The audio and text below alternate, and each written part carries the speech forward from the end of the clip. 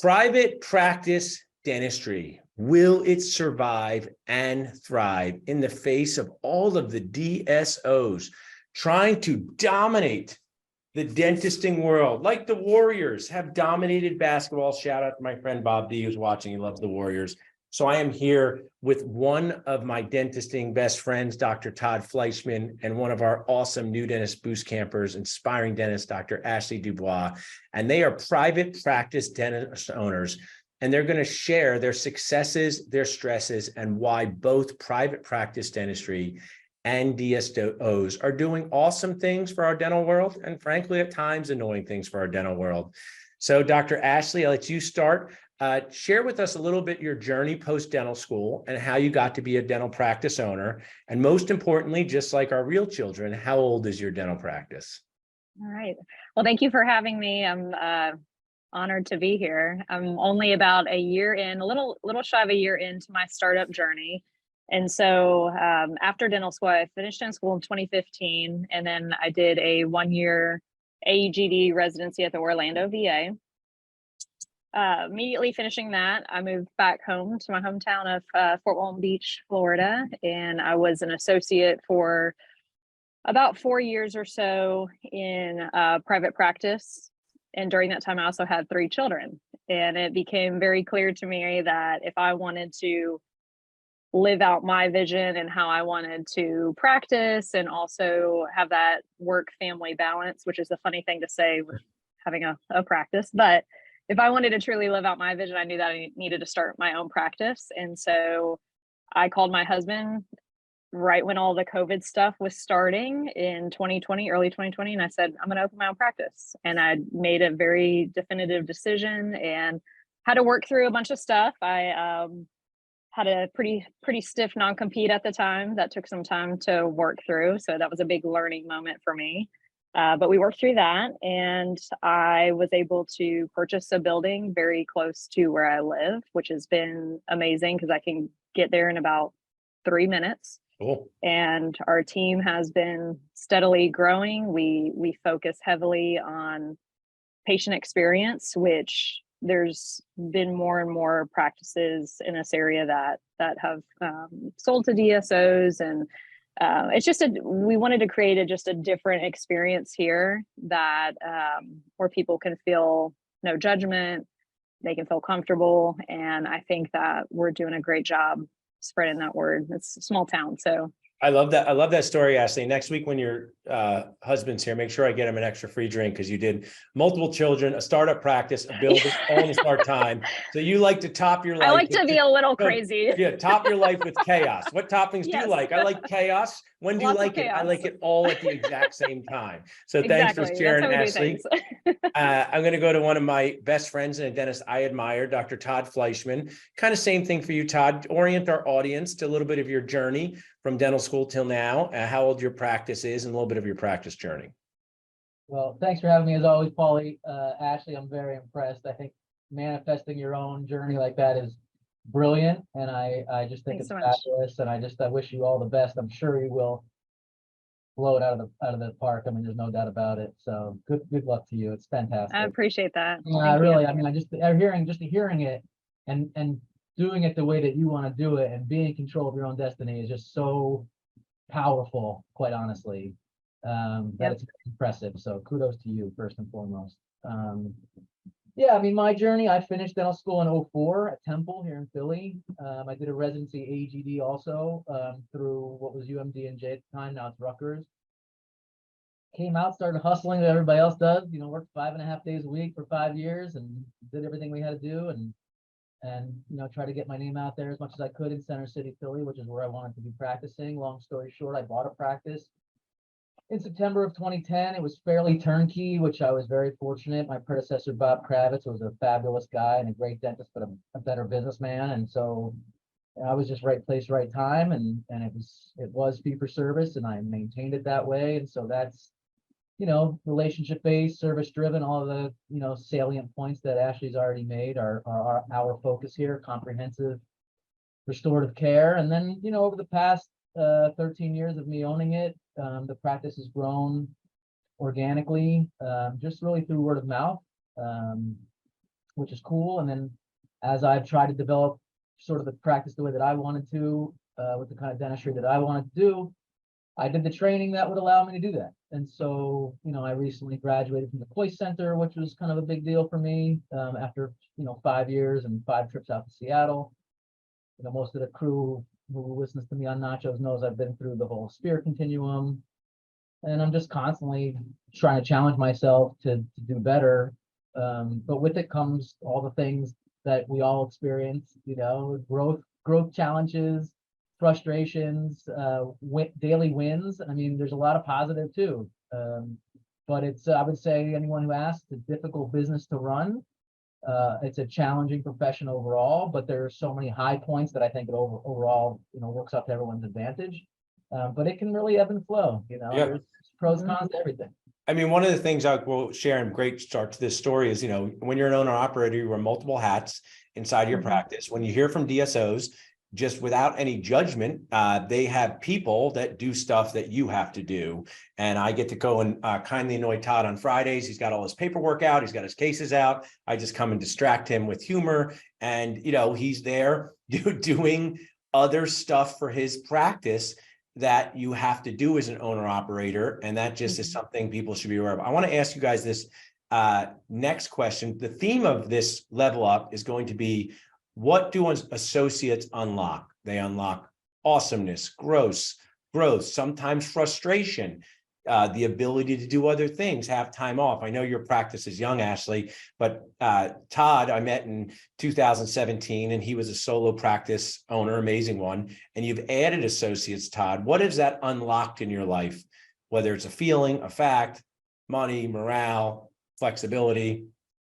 I mean, first and foremost, the thing I love about it the most, I have 2 fabulous associates who I would consider friends at this point, and that really is where it starts with me. I'm a relationship guy, and so, in my practice, which was my baby, to bring anybody in here, you want to try and be as aligned as possible, and I've been fortunate that Dr. Baljeet Kara and Dr. John Tiffany are of that ilk, which I'm very fortunate for. I mean, they've provided me a lot of opportunity for flexibility.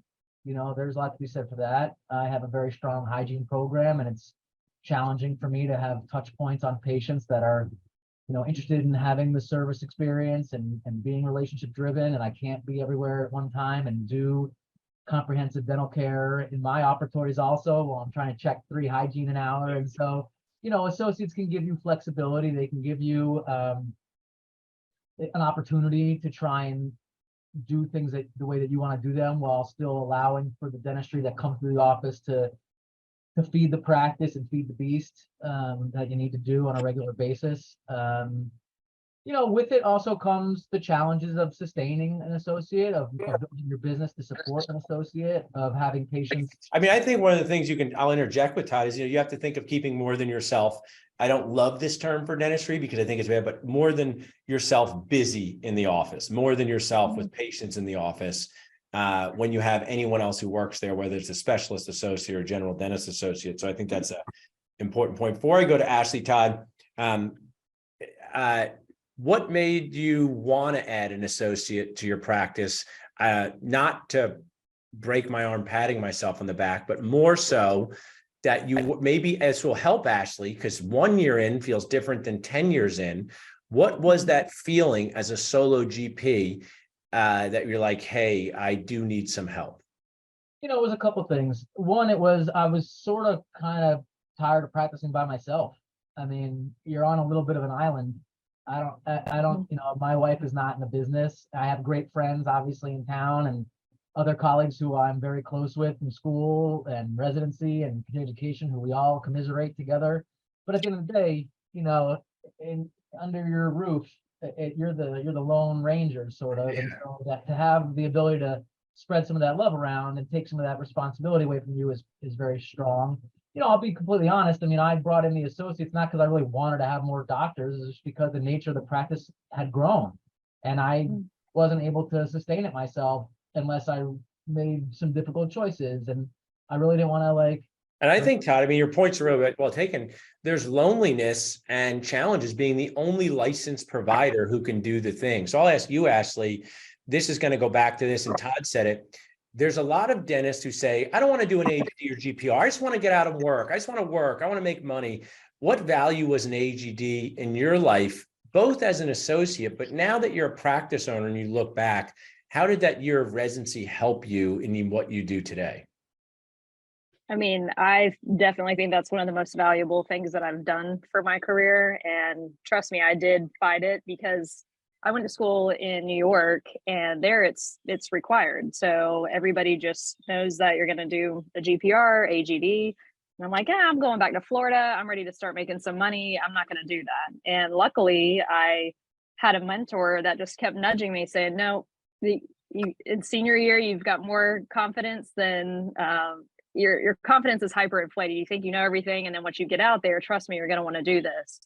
And the doctors that I went to residency with, we still are very close. We talk all the time about cases. So it's been something that's not only been valuable to boost my confidence starting, but I can still text them at any time and say, hey, what do you think about this case? So from that standpoint, it's just, I would recommend it for anyone. I love that. And I was just anyone going to dental school. I was interviewing Dr. Carly, did a 2-year GPR. And what I kind of thought about, and Todd, you can comment on this, is in dental school, you have dental school patient lifers who I really, really appreciate and wish I could apologize that it took 17 visits to do their denture. I wish I could go back and say, I'm sorry that one day we just took the right out of the box and we looked at it and we put it back in the box, right? So that's the dental school lifer. Then when you're in private practice or a DSO, that's the real game. Patients are not there to be learned on. They have expectations of time. I use the example, and Todd's sister's amazing stylist, and I bring someone with better hair than me with Todd. People don't want to show up for a haircut and be like, oh, I don't know what to do now. I'm going to go get the more seasoned stylist in private practice. But the GPR AGD is a magical group of patients where they are trained to know that Dr. Ashley's going to go get someone to help, not because she doesn't know what she's doing, because I'm getting the best care possible. And that is impossible to replicate in private practice. It does not exist for DSO. So I appreciate that. Early on, Ashley, as a practice owner, what's something maybe, you're living your dream? Dr. Darcy, I don't know if she was your New Dentist Boost Camp or not, but you had come to New Dentist Boost She was, I believe. Yeah. So what's something that you think, oh, I didn't realize this was going to be the way it was when I owned a practice. This is more challenging than I thought. Nobody told us in dental school that you have to manage this. Is there anything with whether it's team management, dealing with contractors, that you would tell someone, you want to own a private practice, this is what comes with it? Oh gosh, there's so many things. I would say just aligning with team and making sure that everybody's cohesive and working together. And I think what's been different for me in my personal journey is I've been fortunate enough that a lot of my my team I've actually worked with before. They ended up following me over, and the stars just aligned with that. But I think transitioning from, hey, we worked together as employees in the past, and now I'm going to lead you in a different way. So I think just becoming a stronger leader has been a process that I hope to improve every day. I try to work on that. And then, I think going from an associate position where it was a group practice and I had those other doctors to just turn to left or right and say, hey, what do you think about this case? Now, as Todd was saying, you kind of feel like you're on an island, so you have to just navigate those things. And I don't know if that's exactly what your question was, but that's been kind of your authentic a challenge for me. Yeah. I mean, here's what happens. And, Todd, we got to see Todd's amazing family. They were so nice to my daughters.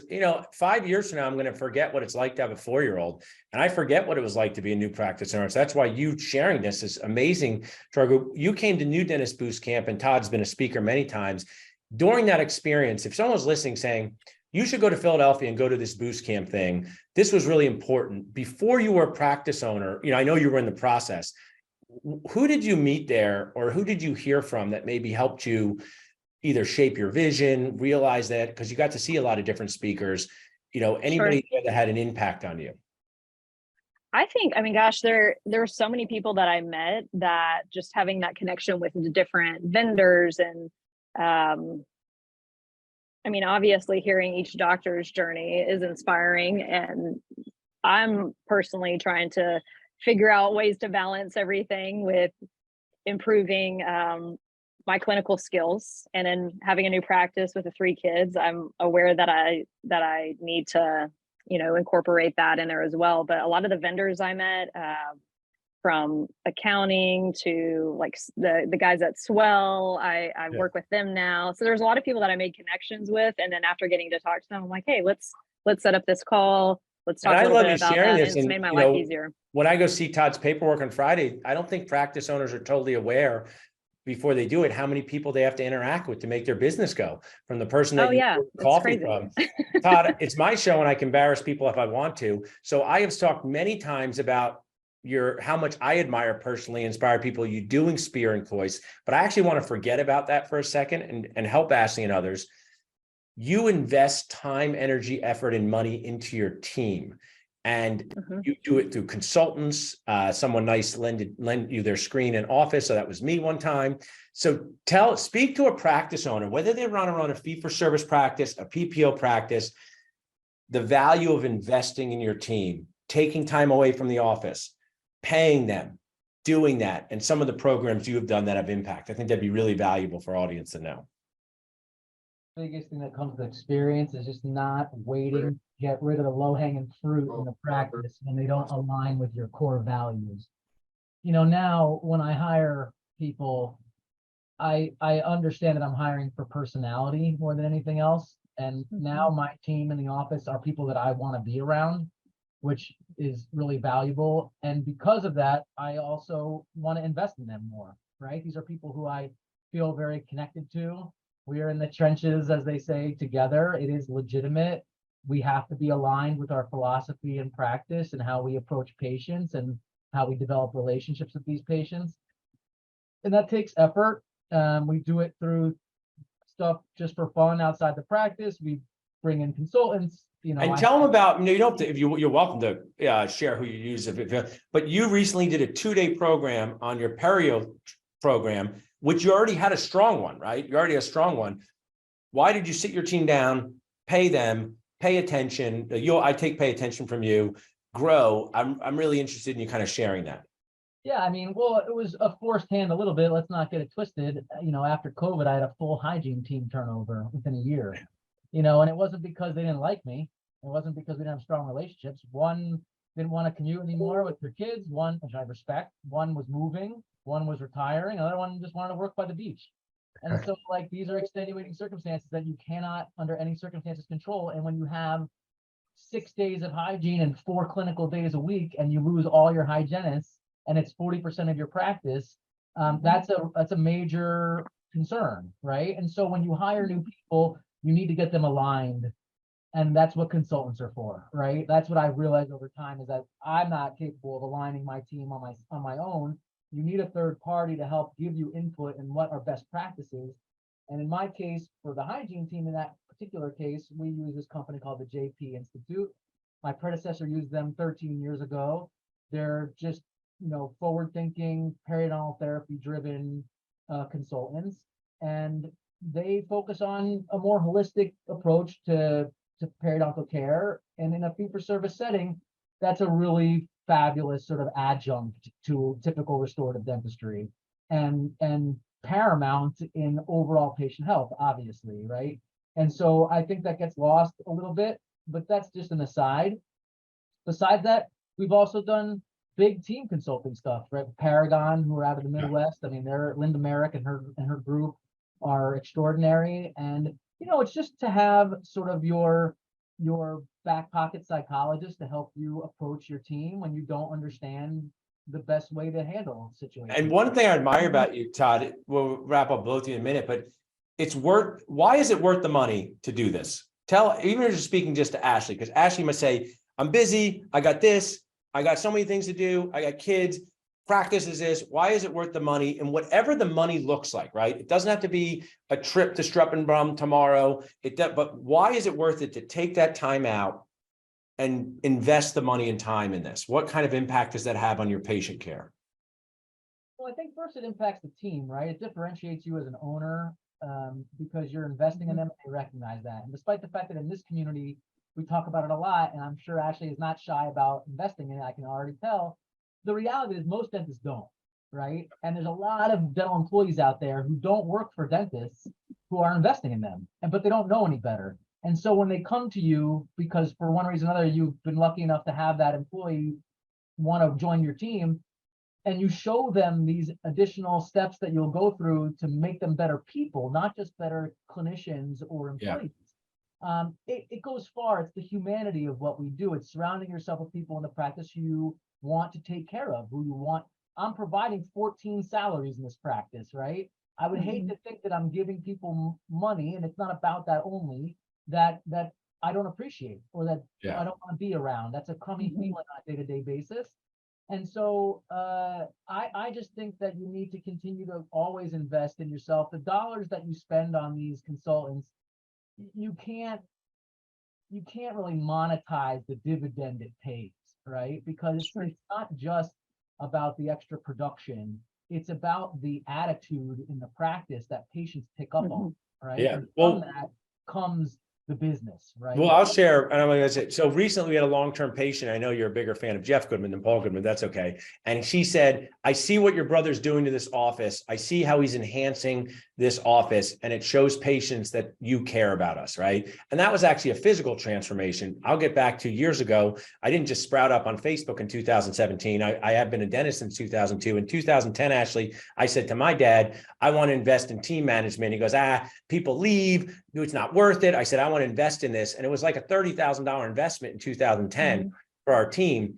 And it was worth it in so many levels because it trained us. But what I got a nice note from one of my team members was, Dr. Paul, I really want to say thank you. Not only did this help me in the office, this helped me have a better relationship with my sister.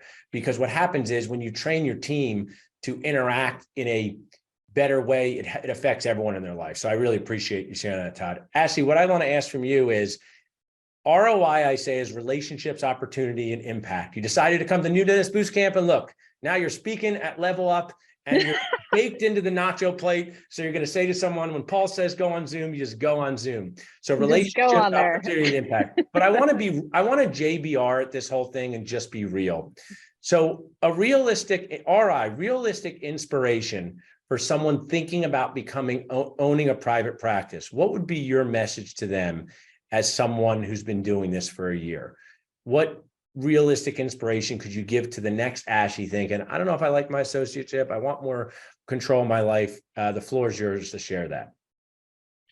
I think the first thing that just jumped to my mind was, don't let fear of the unknown be what holds you back from living out what your dream is. Because there were periods of time when, especially when I was, all my kiddos are young, but I had 3 children pretty much back to back. And there was a period where I was like, I'm looking at all these different hats that the owner doc is wearing here, and I just don't know if I can do that. And I do have to give a shout out to Ideal Practices, because my co-resident, she worked with them for her startup, and she said, well, hey, I went to this thing, and you should check it out. And they've actually guided me a lot through this whole process. I mean, today I actually continued on with them after I opened my startup, to where I can pretty much text them at any point. I want to say this, Ashley, because you're saying something too important and something that would scare Todd and I. I've only acquired practices.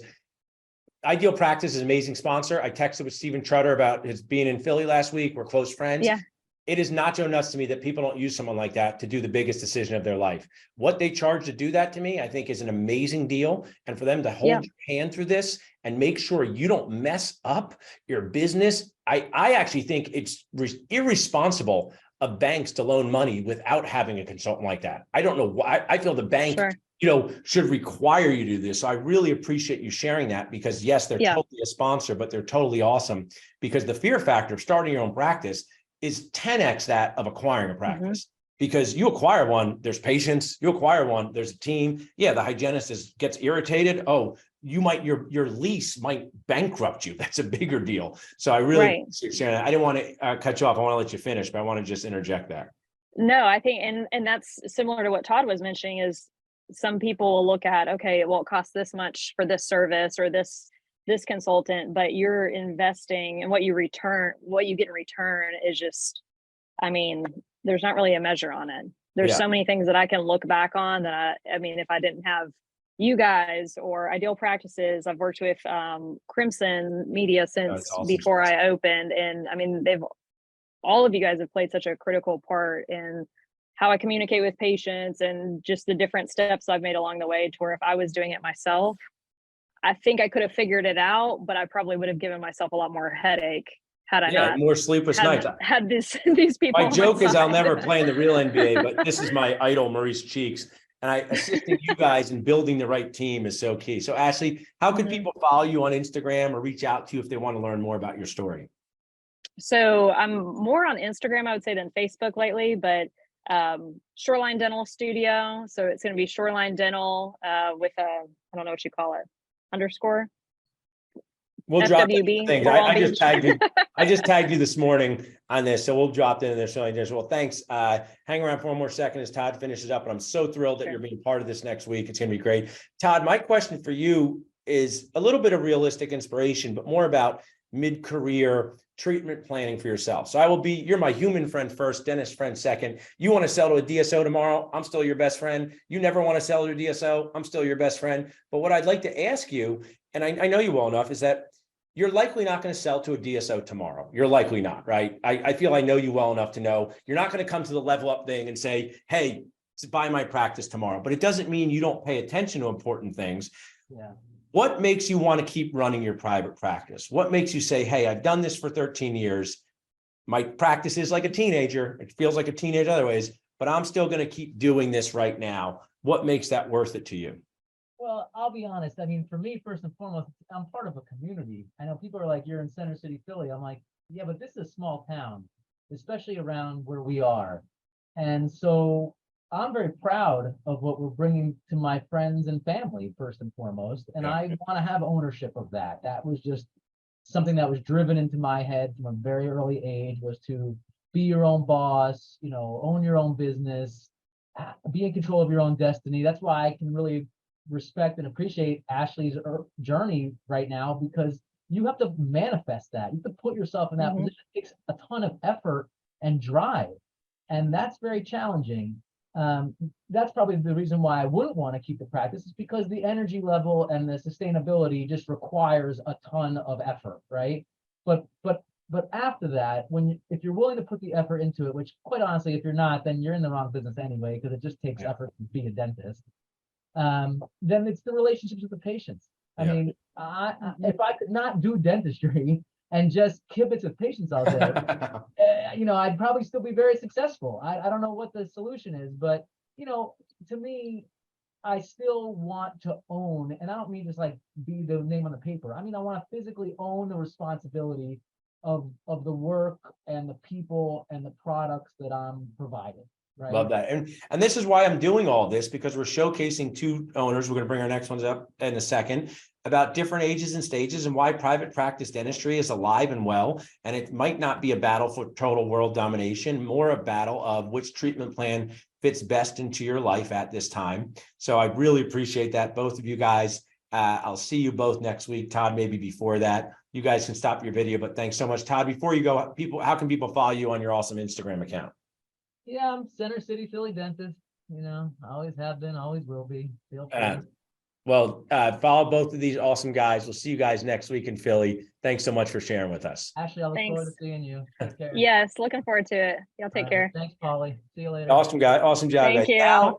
Now we are going to shift to 3 dental guys who are fantastic at what they do. They can start their videos. The awesome Dr. Bob D. We're going to ask him. Arash and Tarek, can you guys start your video? Let me just see. Feel free to start your video. Right there's Arash.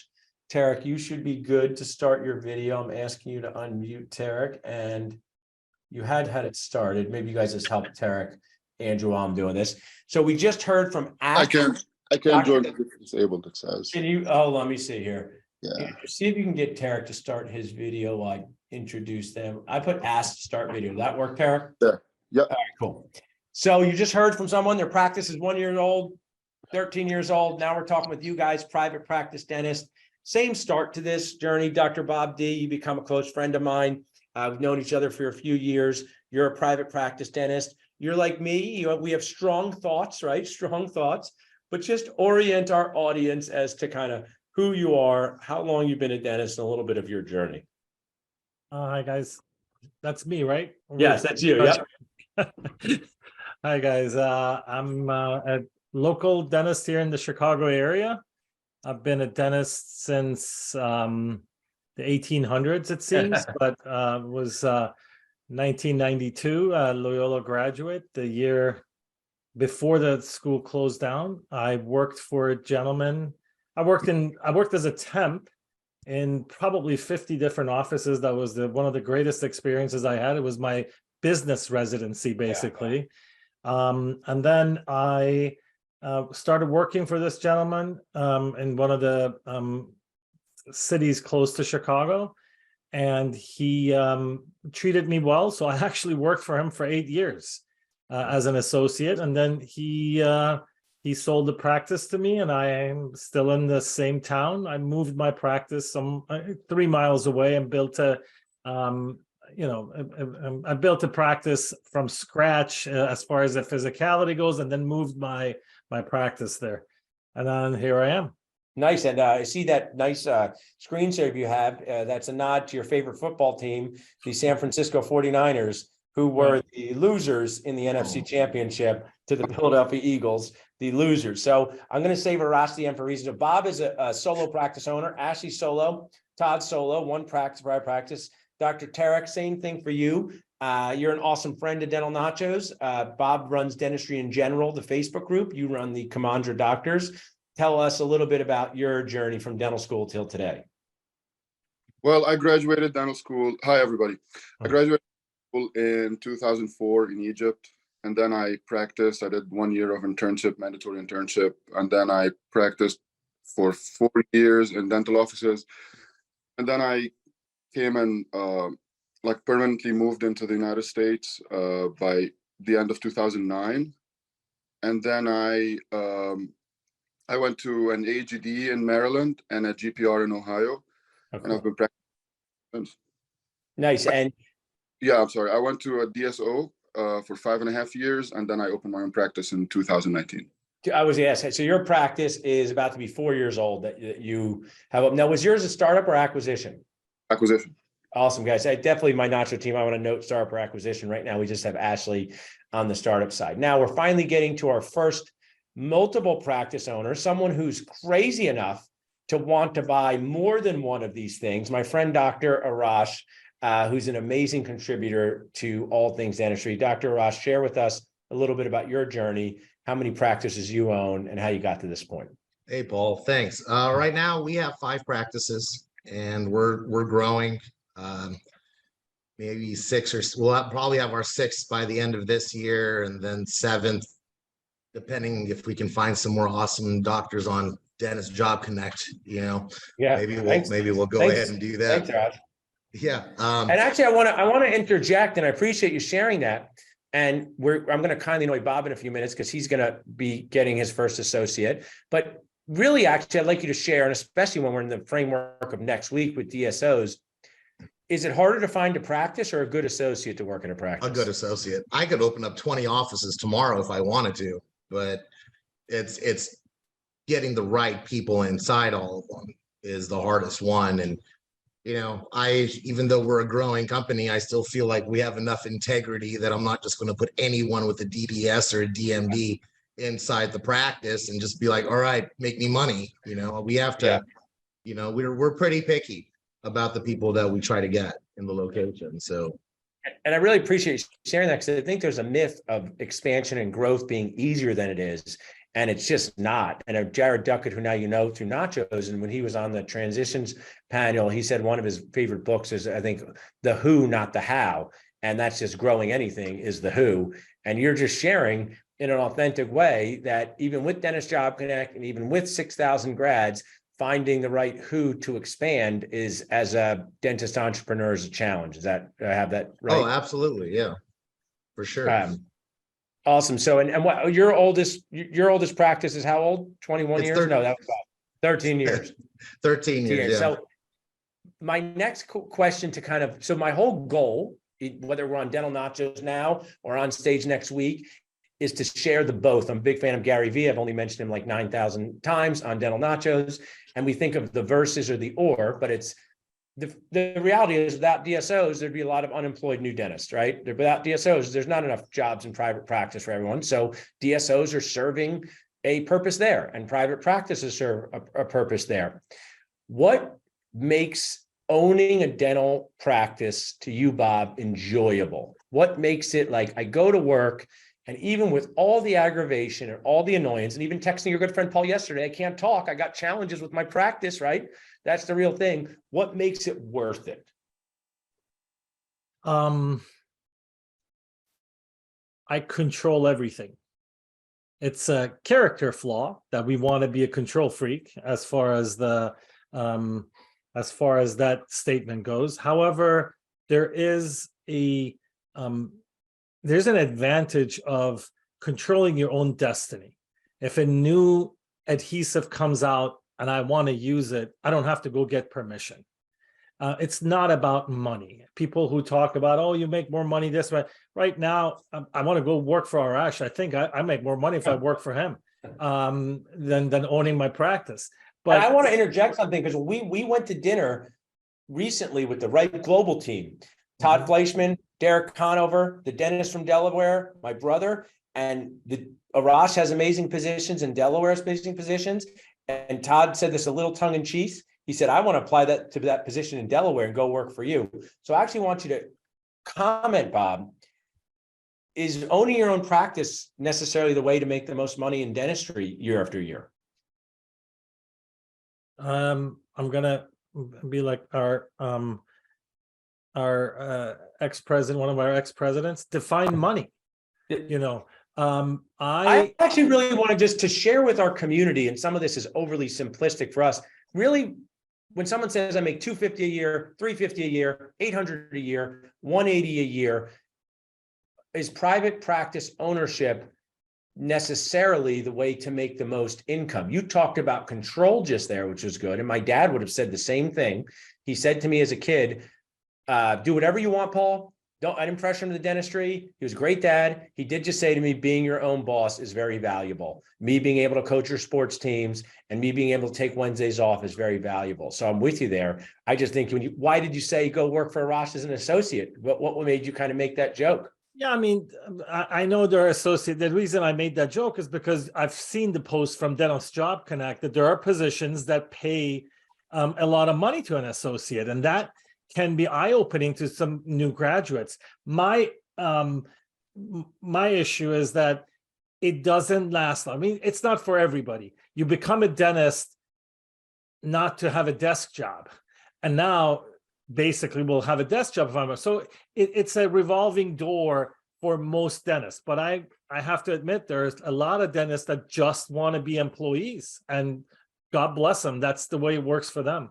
And that's, and you're in your way, you're looking for one that wants to do it for a little while with you now and join you so you can do other things. Tarek, same question for you. My whole goal is to share the reality. Someone asked me the reality of being a dad. I wouldn't say, oh, it's easy all the time. I say, I was arguing with a 4-year-old to put her shoes on, right? For the past 10 days, she put her shoes on. And the 11th day, she thought it would be appropriate not to wear shoes. So I wouldn't say it's all great to be a dad, but I say I love being a dad and it's worth it, right? That's the whole thing. I think that phrase, I want you to worth it, right? Worth it doesn't mean happy. Worth it doesn't mean perfect. So what makes it worth it to you to own a private practice? As you said, it's not always easy. What makes it worth it is like control. I can control my own destiny. I can control how operations happen. I can control what to practice with, what to work with, what not to work with. And also forming a team that's cohesive, that's following the systems, that's implementing your vision and working together towards that vision is what makes it worth it for me. I really like that. Arash, you have a multiple practice, so I actually kind of want to just put a twist on this a little bit.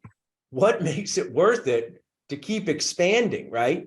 I asked Todd, what do associates unlock for you to keep expanding? And why is it worth it? Why not just stop buying practices, Arash? You got enough? You got a problem? I'm just I joking. mean, so it kind of goes with what Bob was saying, well, kind of what Bob was saying. It really is what motivates you, right? Like I actually like the business side of dentistry. I genuinely enjoy it. I love the clinical part. I've been doing clinical the entire time I've been doing this, but I always find it pretty satisfying when we get to find a location, get it up and running. I do a lot of real estate too, so I use my real estate to set that up, and it's a game. It's a game that I genuinely and love doing. And Now, it sounds like, I mean, I do this in other worlds. You might get bored if you just stop now. I don't. Literally everyone jokes to me about that. Like if Arash sold his company or didn't have anything to do, he would lose his mind. Like Yeah. I would be bored out of my mind with one office. Like genuinely, I would not even know what to do. I like that. The next question I have for you guys, I want my team to get this. So I definitely want the worth it question, guys. And this is one I was just talking to someone about. I would like you to compliment a corporate entity. And it could be, first, you can use one outside of dentistry, and then you can use one inside of dentistry. And I will role model this. I'm a private practice owner, and I would like to compliment Shake Shack because I take my daughters to Shake Shack and it is insanely predictable. They have systems in place. I know exactly what I'm getting. I've never shown up once and it hasn't been open when it was supposed to be open.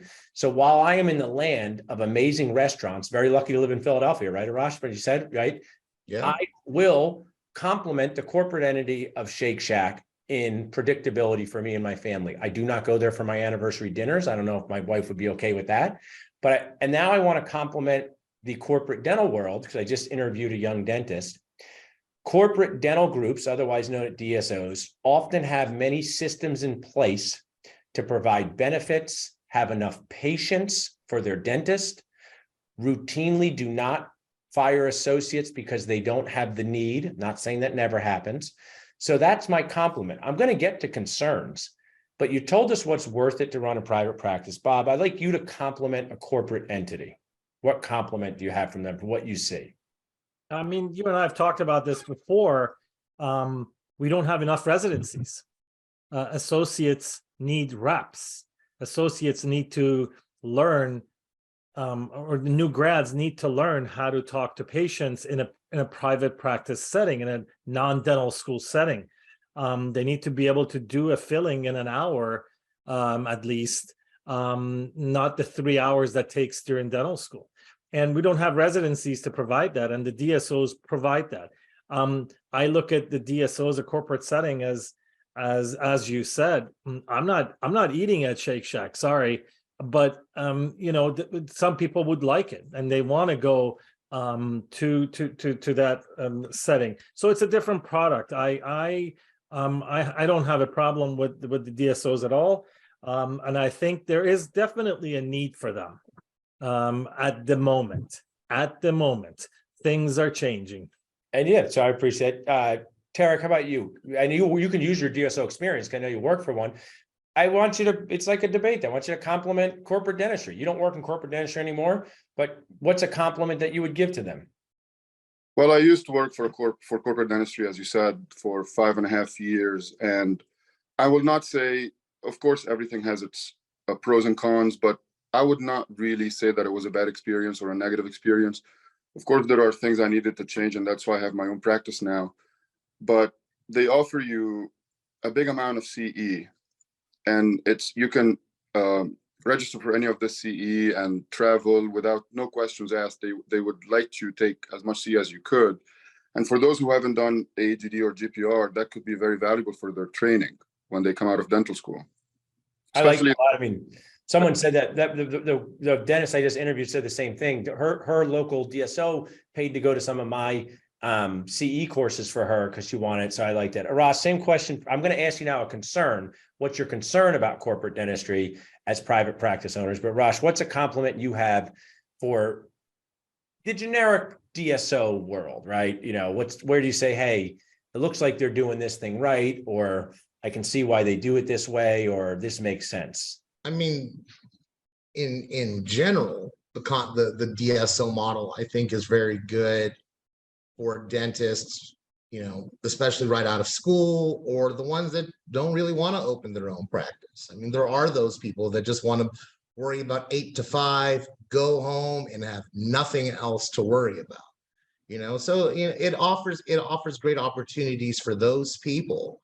I will tell you that not all DSOs are made the same, Right. and that is the problem. It's kind of like if you judge a restaurant solely based on the Yelp reviews, it's usually the people that are mad at them that make the biggest fuss. And I want to So- share, I love this, Arash. Also, my goal next week is about multi-practice ownership, how associates unlock things, how we should pay attention, but it's really for the dentist who's thinking of one day selling to a DSO and explaining to them how they have to do that with eyes wide open.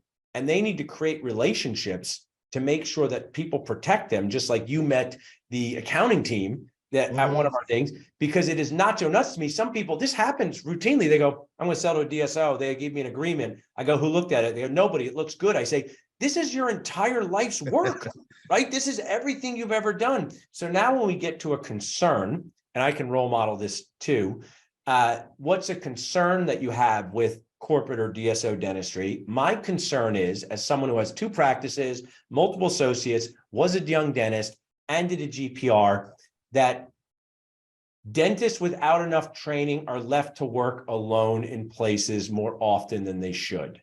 In my organization, no dentist is not, the dentists are attached to help at all times, whether it is through FaceTime or someone walking into the operatory. So my concern is, in expansion and needing licensed dentists, that dentists that do not have enough training may be left to work alone with inadequate practice management and clinical training. Bob, I'll ask you, you can say, Paul, you're the smartest guy ever and agree with me, or you can come up with a different concern. Yeah, that's not a big concern for me at all, because I believe that's the job of the dental schools. We are trained to get out of dental schools and be able to perform. Unfortunately, that's not the same. My concern, it's a really big concern, and that's collusion. The DSOs are colluding with certain insurance companies to have a higher fee schedule. Listen, I don't have a problem them getting cheap material from suppliers. They're buying in volume. But if a dentist across the alley from me is getting $100 more for a procedure that I'm doing in the same zip code, that is called collusion. And that is a big concern for me. And I understand not every DSO does that. There are goods and bads, but that's a big concern for me. I appreciate you sharing that. That is a wild and wacky world of how we're paid by insurance. Where literally we know sponsors through Nachos who help with this. And it is an eye opener for anyone who owns a practice of how crazy it is. Tarek, how about you? What concerns, whether now, I kind of talked about the next decade, right? So think between now and the next 10 years, what concerns do you have about corporate dentistry or DSOs? Well, having better reimbursements is definitely a big concern. But to me, not controlling your schedule as a young associate, being pressured to overbook patients and to produce more, like do more production while you're not ready for it yet, that could be one of the concerns, that the executives or the admins control that more than the So doctor. it's a wonderful point. I get that a lot. I mean, at the end of the day, we have to just be real about some of this. There are dentists being asked to do things by people who are not dentists in the operatory, who are not the ones prepping the teeth. And I know we're going to meet DSOs where they say that doesn't happen in their organization. And I 100% believe them, but I also 100% know that that does happen inside of these structures. Because I get the messages from people where they say the office manager, the lead of the area is telling me that I have to do more here. And I really think if you're a good DSO, that conversation should come from a clinical director or another dentist instead of that. So I really appreciate that one, Tarek. Dr. Arash, how about you? Well, first I want to comment on what Bob said, and I wish I was cool enough to be able to collude and get more than the dentist across the street. But I guess that's something to shoot for now, right?